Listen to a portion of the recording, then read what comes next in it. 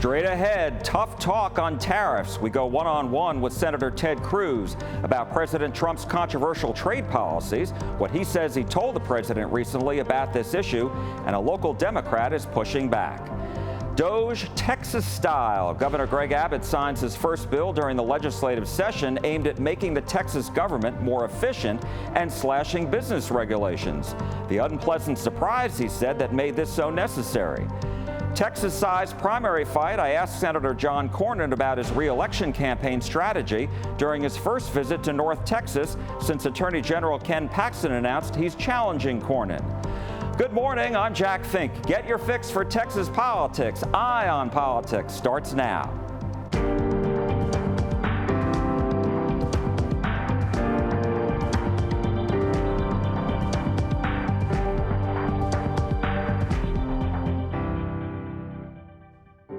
Hello and welcome to Eye on Politics. Hope you're having a great weekend. We begin with President Trump's tariffs, which have roiled the financial markets, business owners, and just about everyone with a 401k. Texas Senator Ted Cruz has had some tough words to describe what's happening, and we went one-on-one with him on Thursday to discuss this issue. Well, Jack, I think we face a fork in the road, and there are two different paths we can go down, one of which is very, very good, and one of which is very, very bad. The good path. I think President Trump has a moment where he's got extraordinary leverage. Leverage because of the tariffs that he's announced to negotiate and secure much lower tariffs from our trading partners around the world. There are over 130 nations who have come to the White House now saying, we want to negotiate a deal, we want to lower our tariffs. And President Trump, if he negotiates lower tariff rates with all our trading partners, that will be an historic win for Texas and for the whole country. And so I am urging him energetically, go down that road, and that would be a massive economic victory President Trump could deliver. The other path is high tariffs forever, in perpetuity, high American tariffs and high retaliatory tariffs from our trading partners.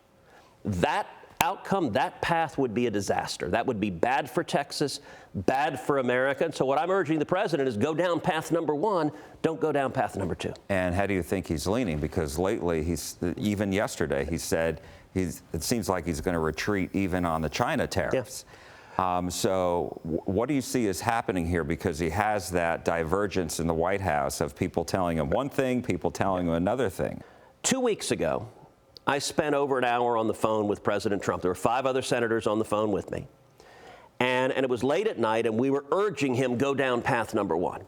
And in particular, what I urged him, I said, look, pick a country, pick any country, and negotiate a deal. Announce a deal where they slash their tariffs, we slash our tariffs. And I argued to him, look, that will, number one, calm the markets, and number two, give people confidence that we're going down path number one and not path number two. Now, that call lasted past midnight on Tuesday night 2 weeks ago. And I got to say, it was a pretty chippy call. He was arguing back. It was when you have a policy disagreement with the president, he swings back at you. I spend a lot of time with President Trump talking about this and other issues. At the end of the call, we weren't sure how it went, but 12 hours later at noon on Wednesday, President Trump announced the pause where he halted the tariffs on every country except for China. That was a massive victory. I saw President Trump the next night. I saw him on Thursday. The president was in a fabulous mood. And I told him, I said, Mr. President, you just produced the single greatest one-day increase in the stock market in the history of the country. When he announced the pause, the stock market took off. So I'm going to do everything I can to continue to encourage him. Use the leverage you have. And to be clear, look, the president is absolutely right.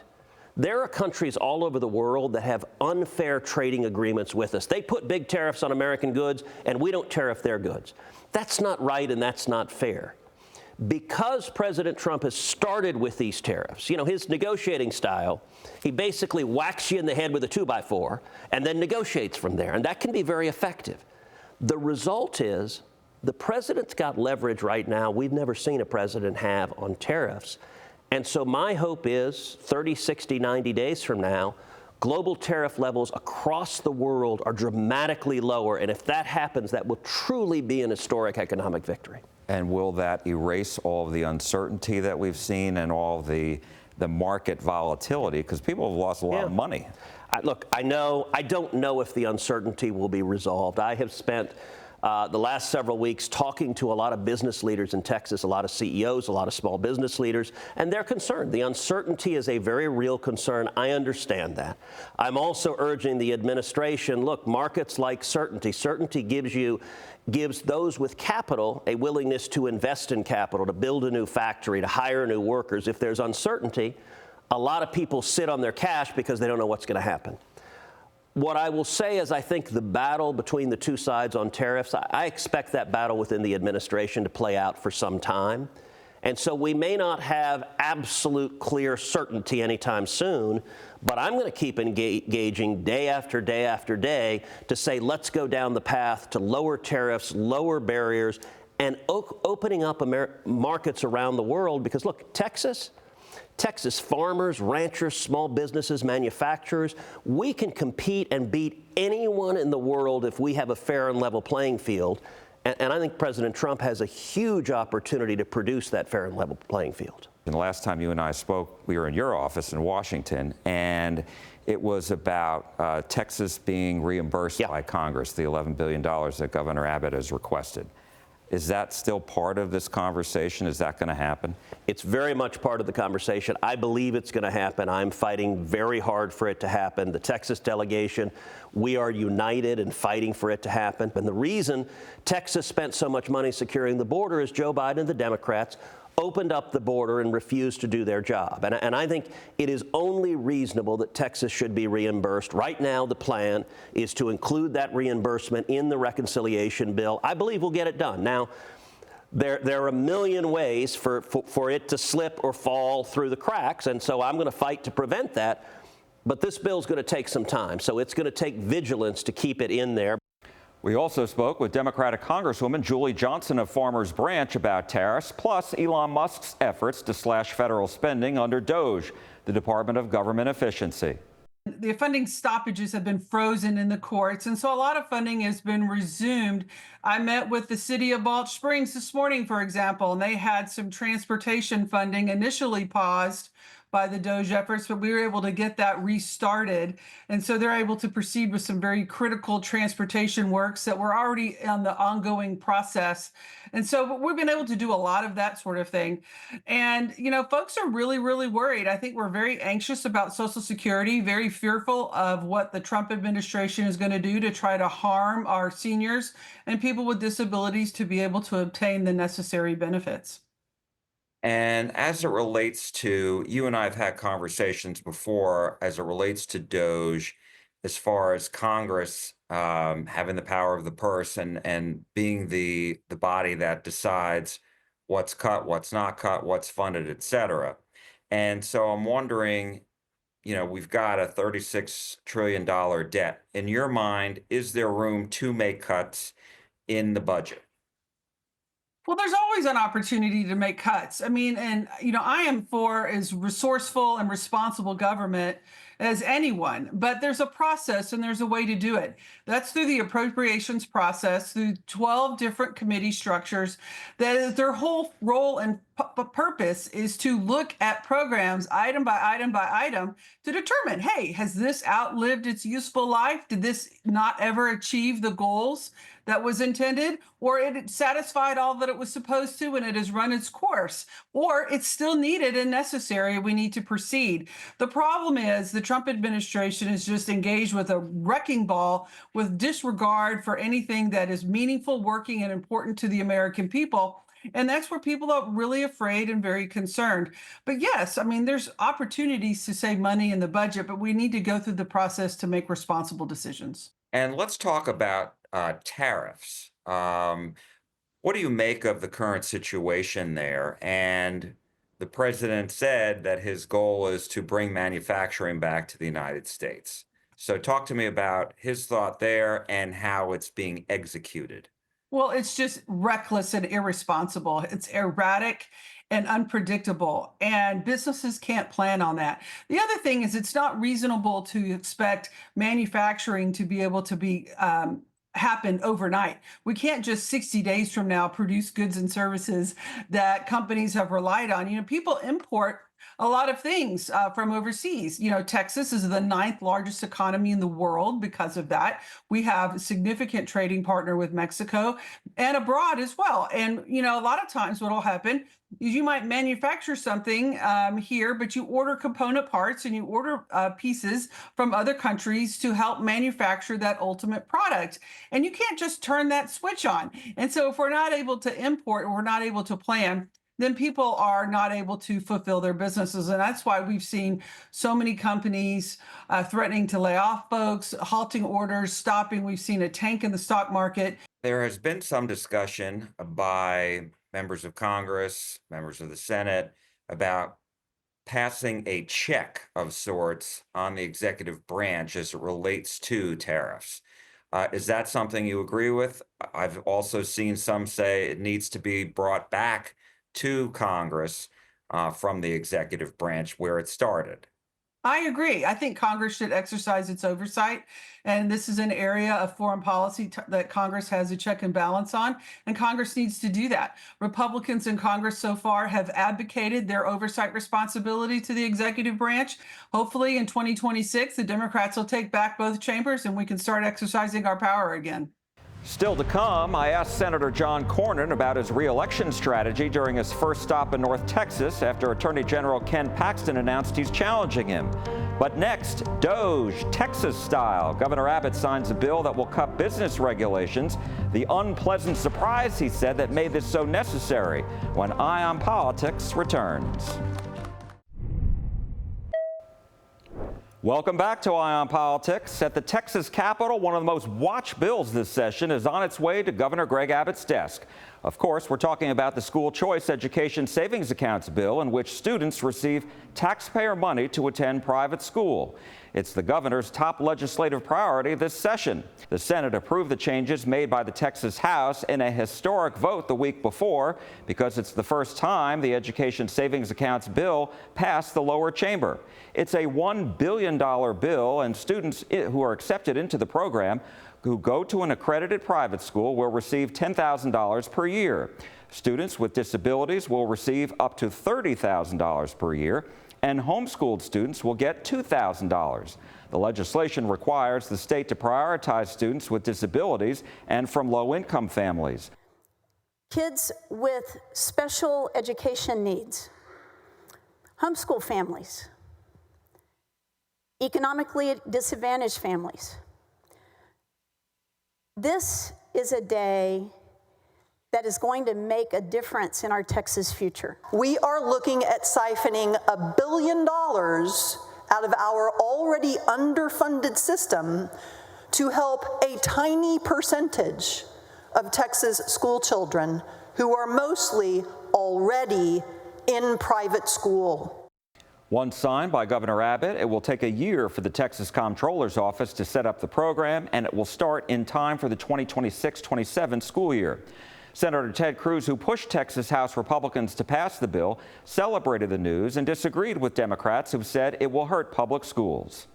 When students can go somewhere else if the school is not meeting their needs, the school does a better job teaching those kids, making them safe, and you get much better results for the students in the public school. That's why it's such a victory.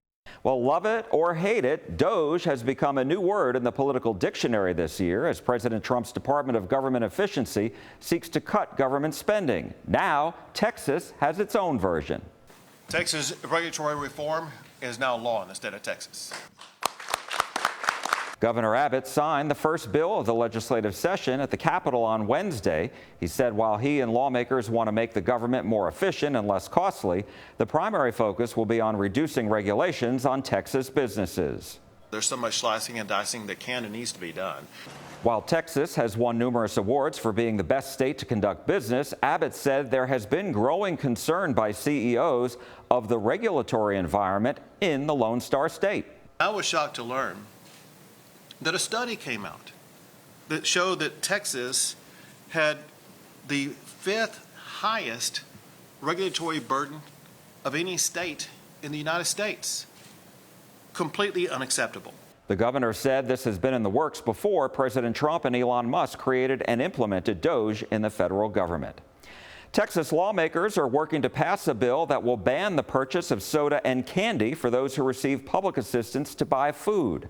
Sarah Jenkins explains in this week's brief. Texas, along with several other states, has moved to stop food assistance from being used to buy soda, candy, chips, and other junk food.